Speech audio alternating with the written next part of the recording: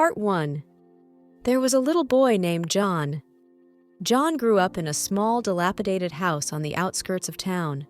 His parents, devout Christians, struggled to make ends meet.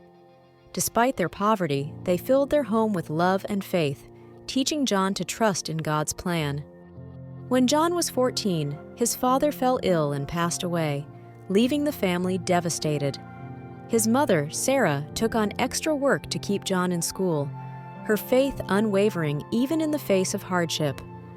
"God will provide," she'd say, her tired eyes gleaming with hope. But fate dealt another cruel blow. Just as John was about to start his final year of high school, Sarah succumbed to exhaustion and illness.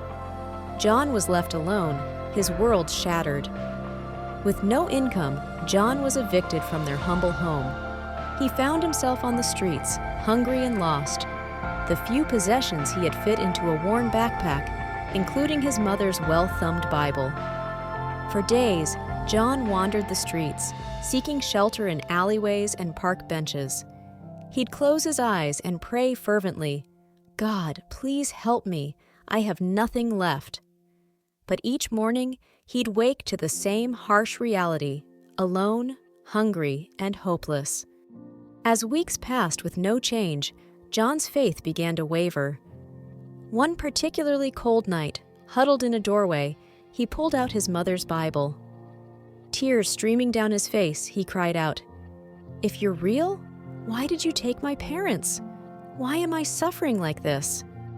In a moment of anger and despair, John turned his back on his parents' faith.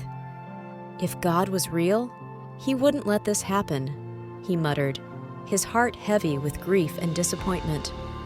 As dawn broke, John stood at a crossroads, both literally and figuratively.